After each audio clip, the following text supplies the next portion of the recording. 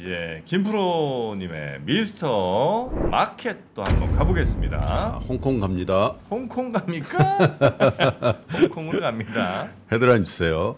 네. 홍콩 증시 또 급락. 관련 국내 ETN 결국 상장 폐지가 됐다.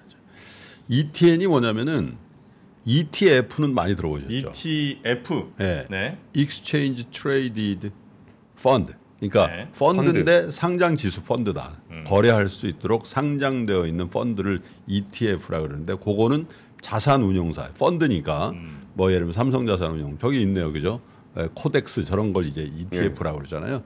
그런데 증권회사에서도 이걸 똑같이 만들 수가 있어요. 그거는 뭐냐면 ETN이라 그래요. N은 노트를 얘기해요. 네. 뭐 증서 뭐 이런 뜻이잖아요. 그래서 우리가 여러 가지 이제 용어 중에 ELS도 있잖아요. ELS. ELS는 Equity Linked Security라고 이거는 이제 은행에서 파는 거고 이걸 만약에 증권사 ELS. ELS는 판매는 저 은행에서 많이 팔죠. 근데 이제 이걸 또 ELF는 이제 펀드. 이렇게 힘들어하세요 오늘. 영어를 오랜만에 하니까. ELN도 있어요. 그걸 노트라 그래요. ELN. 네, 근데 어쨌든 증권회사에서 하는 건 N자를 붙이고 네. 그 다음에 자산운용사에서 하는 건 F를 붙인다고 생각하시면 되는데 ETN이 상장 폐지가 됐다라는 소식. 왜냐하면 상장 폐지는 뭔가 심각한 상황이 있을 때 상장 폐지가 되잖아요. 근데 어제도 홍콩 H 지수가 2.44%가 급락을 했어요. 그래서 간신히 이제 5,000포인트 선을 지켰거든요. 이게 2022년도 10월 31일 이후에 가장 낮은 수준까지 빠졌어요. 근데 이게 삼성증권이 발행한 삼성 레버리지 항생테크라는 ETN이 있거든요. 네. 근데 이게 이날 오후 3시 55분부터 매매 거래가 정지가 돼서 24일부터 상장 폐지 절차에 돌입한다. 내일부터 상장 폐지 절차에 돌입한다. ETN은 원래 요게 만기가 있는데 이게 7월 19일 날 만기인데 이게 규정이 어떻게 되어 있냐면 이 지표 가치가 전 거래일 대비해서 80% 이상 급락을 하거나 80%? 네, 아니면 1,000원 미만인 경우에 투자자 보호 차원에서 조기 청산 조치를 하는데 여기에 해당이 된 거예요. 988.05원을 어제 기록해가지고 야 이거는 투자자 보호 차원에서 더 이상 하지 마. 이거 상장 폐지해서 지금까지 한 거 손실 확정해가지고 고객들한테 조기 청산해서 나눠주고 끝내. 이렇게 돼버린 거예요. 근데 이게 어떤 거냐면은 홍콩 증권거래에 상장된 기술 관련 상위 30개 종목으로 산출돼 있는데 일일 수익률을 2배로 추정할 레버리지 2배 레버리지구나. 안 그래도 많이 빠졌는데 2배 더 빠지는 거죠 이게. 그렇죠?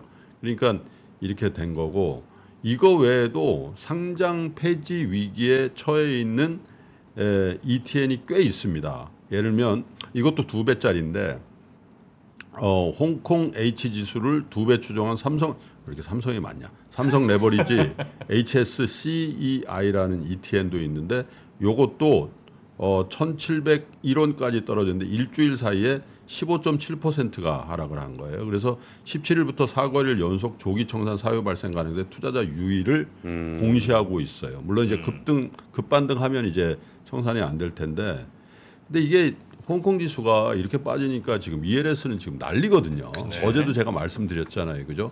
ELS는 매도도 안 되잖아요. 네, 거기다가 이제 10조 정도 이제 아마 올해 손실 가능한 물량이 10조 정도 된다라는 그 말씀을 드렸는데 만약에 50% 하면 5조 손해 보는 거예요. 우리 한국 투자자들이 어마어마한 건데 그래서 이게 연초 이후에 홍콩 H 지수가 13.29 어제까지 13.29 계속 빠지는 거예요.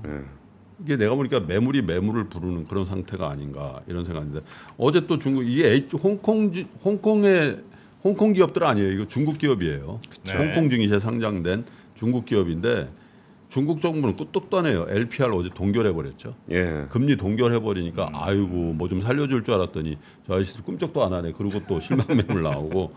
그래서 중국 정부가 하는 걸 보면 요즘에 아유 모르겠다. 그냥 끝까지 갈 때까지 간 다음에 뭘 해보자고 하는 심산인지 뭐 이렇게 손을 놓고 있는 듯한 그런 느낌이 이제 드는데 이게 미래에셋증권의 H주수 ELS 손실률도 이건 ELS인데 56.05%로 확정됐어요. 56.05. 마이너스? 네, 마이너스. 아유. 네, 그다음에 10일 날 만기를 맞았던 키움증권 H주수 ELS 손실률 51.72. 이게 저 은행만 문제가 아니에요. 증권회사도 지금 다 이렇게 60% 가까운 손실률을 기록을 하고 있는데, 그래서 뭐 사실 몇 번 말씀드렸을 거예요. ELS에 대해서 우리가 그 구조를 좀 잘 알고 사셔야 된다 그런 얘기도 드렸는데, 근데 늘상 두어 번 말씀드렸지만 마케팅도 중요하지만 투자자들에게 약간 상품의 본질이 아닌 거를 생각하게 하는 그 가치가 들어가는 거는 쓰지 말아라 이런 말씀 드렸잖아요. 대표적인 게 중위험 중수익이에요. 예. 위험을 상당히 완화한 것처럼 보이지만 그렇지 않았다라는 데 이제 문제가 있는데, 뭐 말씀드렸습니다만 차트 한번 보여주세요. 홍콩 증시 관련된 ETN 수익률이 저렇게 나오고 있어요. 저건 이제 상장 폐지 안 된 것들인데, 뭐 이 상장 시점에 따라서 뭐 11%부터 35%까지 이렇게 되어 있는데, 그래서 여러분께 좀 말씀드리고 싶은 거는 레버리지가 들어가 있는 상품을 고르실 때는 조금 조심하시는 게 좋아요. 저것도 한 달 새 저거네. 그러니까. 근데 레버리지로 많이 드실 것 같지만 그게 사실 다 똑같은 일방향의 생각을 하게 되면 시장이 조금만 움직여도 반대 방향의 손실이 날 가능성이 많거든요. 그래서 뭐 사후 약방문 같은 얘기입니다만은 뭐 심한 경우에 3배짜리도 하시고 그러잖아요. 네. 그래서 예. 가급적이면 레버리지 상품은 조금 삼가하시면서 하시고, 두 번째는 인버스로 이렇게 뭘 하시려는 분들이 있으시거든요. 네. 그것도 상당히 난이도가 높은 종목이에요. 뭐 아까도 그런 얘기 했잖아요. 세상이 뭐 휘글디 디글디 하다고 표현합니다. 뭐 이렇게 업다운이 있으면서 발전해 간다라고 믿는 사람들이 하는 게 증권 투자거든. 근데 이제 거꾸로 가서 내가 수익을 내겠다고 하는 거는 대중은 저쪽으로 해서 나 혼자 뭘 먹어보겠다 이런 거거든요. 그래서 뭐 그게 수익이 날 때도 있죠.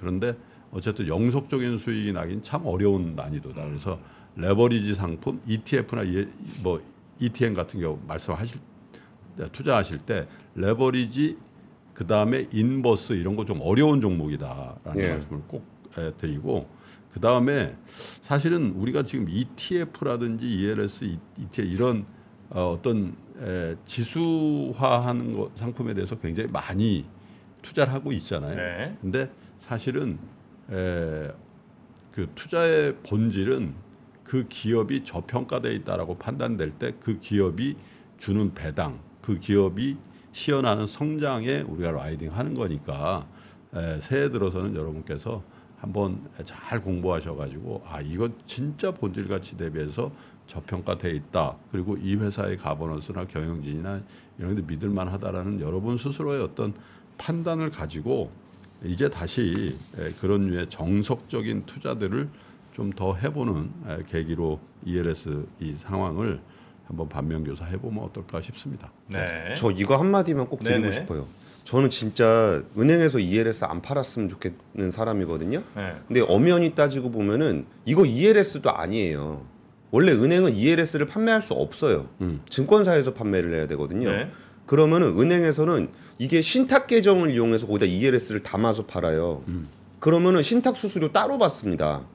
증권사 가면은 그냥 증권사 수수료만 내면 되는데 은행에서 팔면 ELS 수수료에다 ELT 신탁 수수료까지 내야 돼요.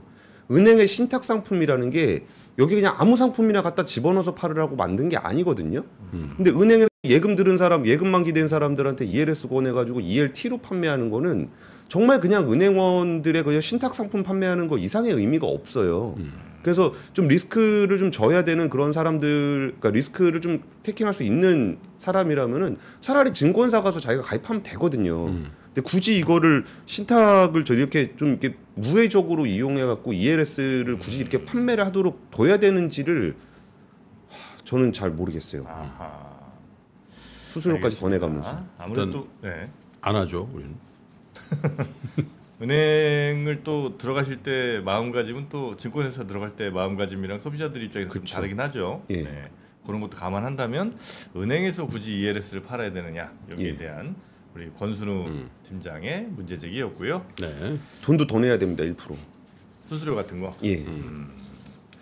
자 그러면 네. 오늘은 뉴스삼 미스터마켓 요 정도에서 마무리하고요. 우리 권 팀장님은 내일 다시 뵙도록 하겠습니다. 고맙습니다. 예, 감사합니다. 네.